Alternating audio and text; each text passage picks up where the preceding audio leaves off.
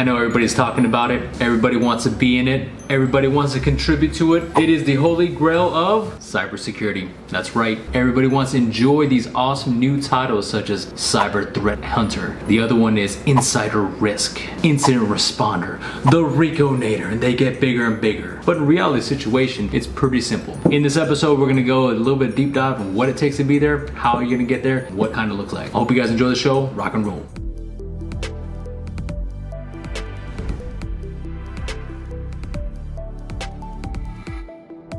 All right, so as we talk about it today, a lot of people want to be in cybersecurity or are in cybersecurity. And in cybersecurity is like the new kid on the block, right? Everybody came from IT, networking, and now everyone wants to jump into the cool kid crowd, the cool bus called cybersecurity. And we have all these cool new titles like Incident Responder. That's where you're running into the fire like a fireman or a police officer. Bear no fear whatsoever. Or a digital forensics person like the NCIS person just hammering away. Or the Insider Threat Investigator. That's where you're investigating insider stuff.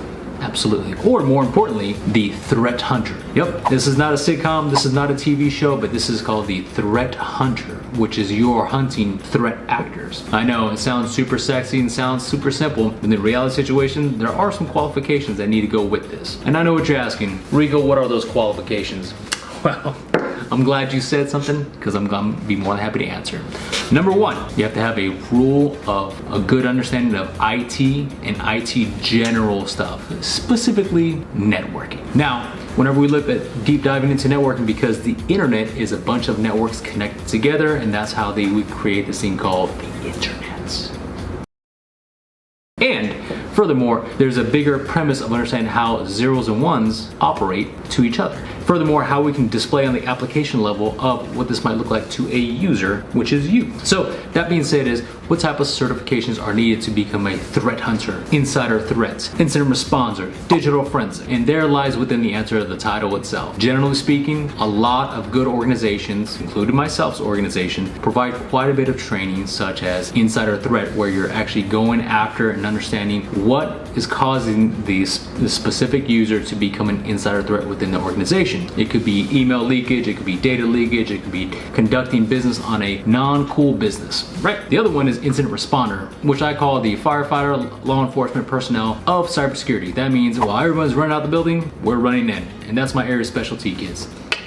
Also, eat your Cheerios. The other one is gonna be actually the threat hunter. Now, everyone's, romanticized, glazed over, wants to know, hey Rico, what is this insider threat or this threat hunter? Is it where I have a backpack and I go climbing up the hills of Malaysia and going after threats? Nah, not really. It's metaphorically speaking, you can. But what you're gonna do is actually be a threat hunter behind a computer right over here, and you're actually hunting different type of threats, vulnerabilities, patches, and also threat actors, and how they're using these type of vulnerabilities to become a threat actor to your organization.